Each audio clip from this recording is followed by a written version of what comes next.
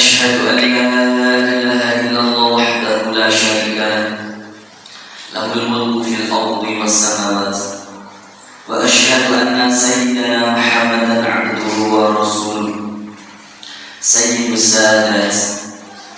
اللهم صل وسلم وبارك على سيدنا محمد وعلى آله وأصحابه ذوي الدرجات العاليات. أما بعد فيا أيها المسلمون اتقوا الله حق تقاته ولا تموتن إلا وأنتم مسلمون. اتقوا الله كما قال في كتابه الكريم: يا أيها الذين آمنوا اتقوا الله حق تقاته اتقوا الله حق تقاته ولا تموتن إلا وأنتم مسلمون. Jamaah sholat Jumat Masjid Al-Muhajirin rahimahullah. Marilah kita senantiasa memanjatkan puji syukur kepada Allah Subhanahu wa taala dengan mengucapkan alhamdulillahirabbil alamin. Karena sampai detik ini Allah masih memberikan karunia-Nya berupa hidayah sehingga kita mampu melaksanakan sholat fardhu Jumat. Semoga ibadah sholat Jumat kita nanti diterima oleh Allah Subhanahu wa taala dan kelak di hari kiamat kita akan mendapatkan pahala surganya Allah. Amin ya rabbal alamin. Marilah kita senantiasa terus membaca sholawat kepada Nabi Muhammad sallallahu alaihi wasallam, karena aqrabukum minni yaumal qiyamah aksarukum alayya sholatan. Orang yang paling dekat dengan Nabi Muhammad sallallahu alaihi wasallam kelak di hari kiamat, orang yang paling berhak mendapatkan syafaatnya yang paling pertama, bukanlah orang yang gelarnya di dunia ini penuh dengan gelar, tetapi orang yang paling pertama kali mendapatkan syafaat dari Rasulullah adalah orang yang paling banyak membaca sholawat kepada beliau Nabi Muhammad sallallahu alaihi wasallam. Oleh karena itu, lebih-lebih di hari Jumat Rasulullah pernah bersabda, "Aksiru alayya shalat yaumal gharra yaumal jum'ah." Perbanyaklah membaca sholawat kepadaku di hari yang mulia, yaitu hari Jumat. Sebagian ulama ahli ma'rifat billah mengatakan bilangan banyak itu adalah 300.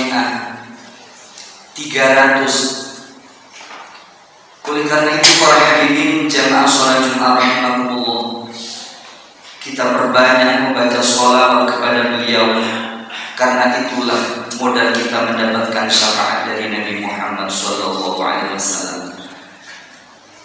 Pesan khatib kepada para jamaah umumnya dan kepada seluruh para hadirin, khususnya kepada khatib sendiri, marilah kita senantiasa meningkatkan takwa kita kepada Allah Subhanahu wa taala. Sebagaimana Allah telah berpesan, "Ya ayyuhalladzina amanu taqullaha haqqa tuqatih wa la tamutunna illa wa antum muslimun." Sayyidina Ali karramallahu wajhah, beliau mendefinisikan takwa adalah al-khawfu minal jalil, takut kepada Allah yang maha agung. Takut kepada Allah yang maha agung ini adalah di saat kita melakukan ibadah fardu atau ibadah sunnah, kita merasa itu adalah semata-mata karunia dari Allah Subhanahu wa ta'ala, sehingga dalam hati kita tidak ada rasa ujub. Pada kisah yang telah disebutkan oleh As-Sayyid Muhammad bin Ali Al-Maliki dalam kitabnya Khosaisul Ummatil Muhammadiyah, ada orang yang ketika dimasukkan ke dalam surganya Allah, dia ditanya, "Kau masuk ke dalam surga dengan amalmu ataukah dengan sebab rahmatku?" Dia menjawab, "Dengan sebab amalku." Sehingga pada saat itu pun amal ibadahnya ditimbang dengan satu nikmat. Di antara dua mata satu mata itu ditimbang dengan ibadahnya selama 500 tahun, maka ibadah yang selama 500 tahun itu tidak mengalahkan. Ibadah selama 500 tahun itu telah dikalahkan dengan nikmat satu butir mata ini. Kemudian pada saat itu pun dia disuruh untuk masuk ke dalam api nerakanya Allah, karena seluruh amal ibadahnya telah dikalahkan dengan satu nikmat, yaitu nikmat mata. Dari kisah ini, marilah setiap amal taat apapun yang kita lakukan, kita sadari itu adalah semata-mata anugerah dari Allah Subhanahu wa Ta'ala. Dan apabila ada satu kemaksiatan, mari kita jaga. Walaupun maksiat itu adalah sangat kecil, karena dalam kitab Biharul Anwar disebutkan, innallaha akhfa sukhtahu syai'an min maksiyati. Allah merahasiakan murkanya pada satu maksiat,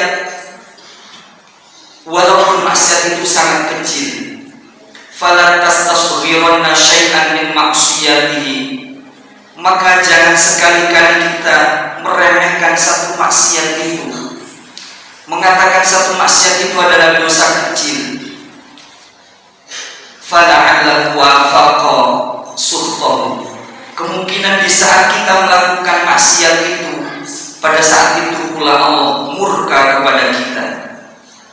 Oleh karena itu, Syekh Abu Bakar Al-Miski, beliau sangat takut kepada Allah Subhanahu wa Ta'ala.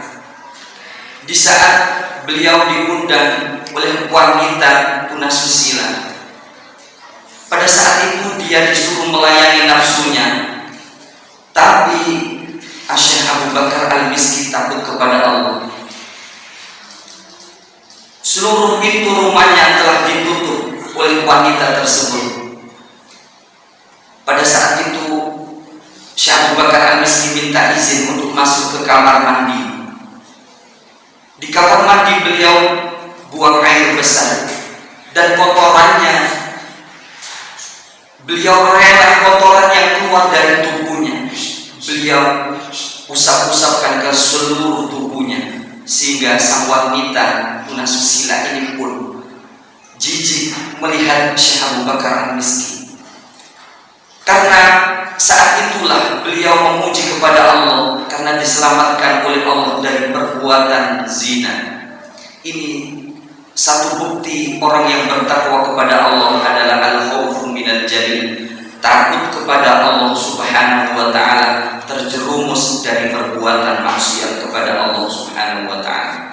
Semoga kita dikaruniai Allah seperti beliau Syekh Abu Bakar Al-Miski. Di setiap saat kita akan melakukan maksiat, ada rasa khauf, takut kepada Allah. Amin ya rabbal alamin.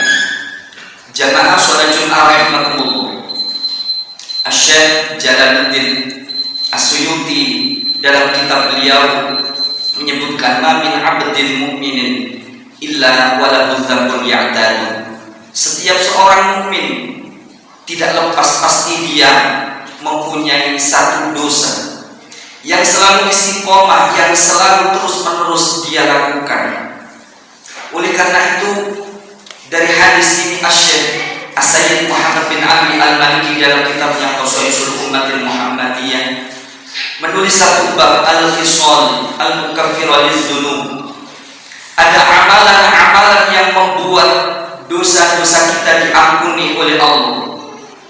Dhamanul maghfirati minadz-dzunubil muqaddimah wal mutaakhirah, yaitu ampunan Allah yang menghapus dosa-dosa kita yang awal dan yang akhir. Apakah di antara amalan-amalan itu? Beliau menyebutkan di antara amalan itu adalah al-qira'atu ba'da salatil jum'ah. Idza sallama al-imam min salatihi wa qara'a ba'dahu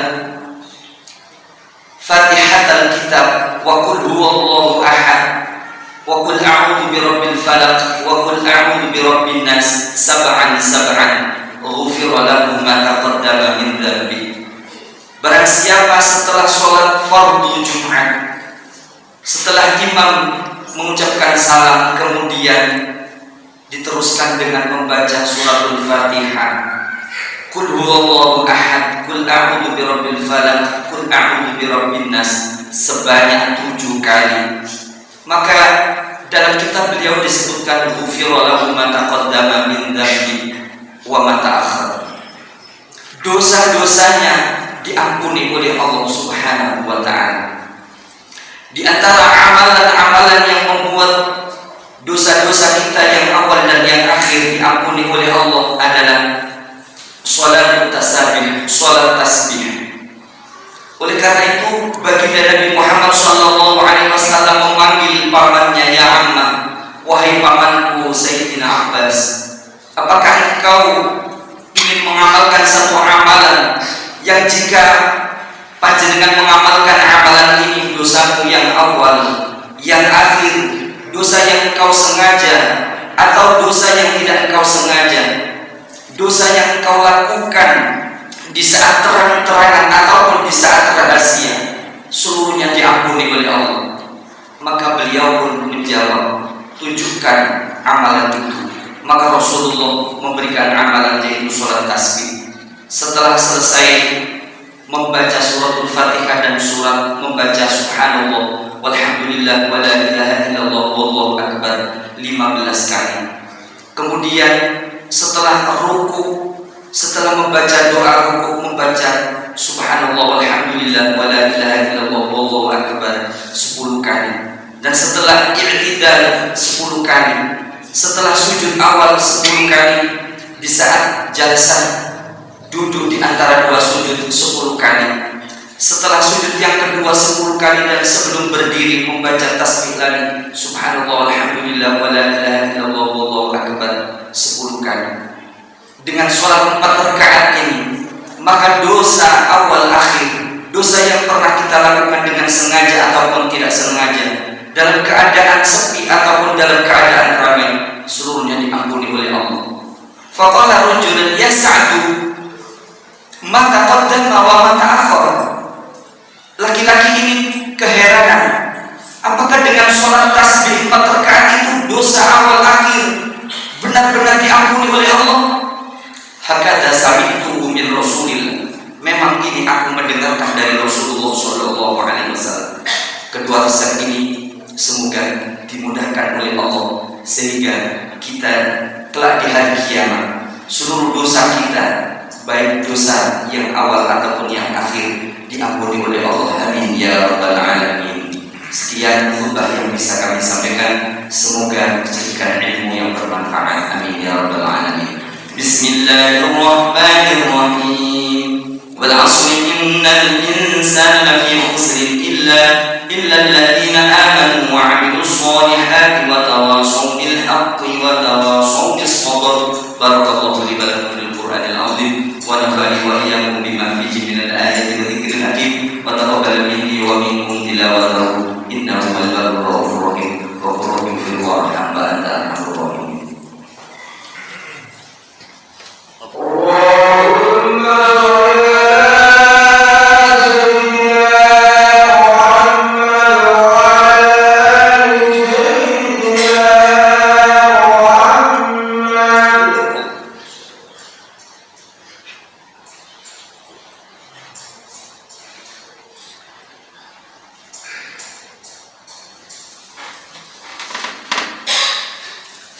Alhamdulillah hamdan katsiran kama amara.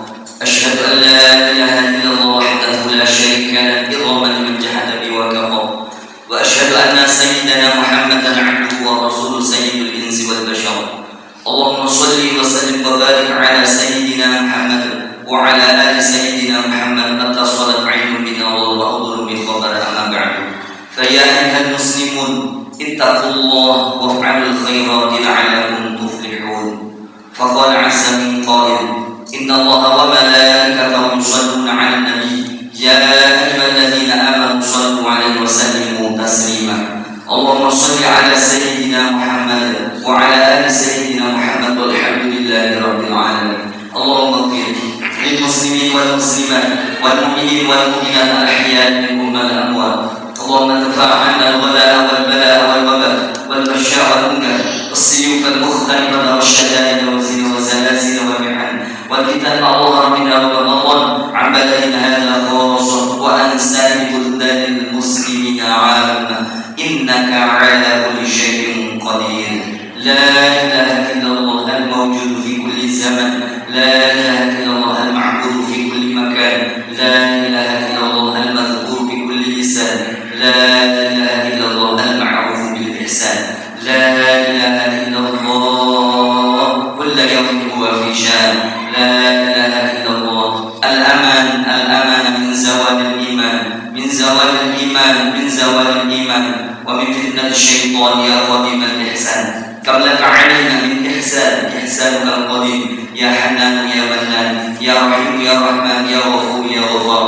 اغفر لنا وارحمنا وأنت خير الراحمين. وصلى الله على سيدنا محمد وعلى آله وصحبه وسلم والحمد لله رب العالمين. عباد الله، إن الله يأمر بالعدل والإحسان وإيتاء ذي القربى وينهى عن الفحشاء والمنكر والبغي يعظكم لعلكم تذكرون وذكر الله أكبر.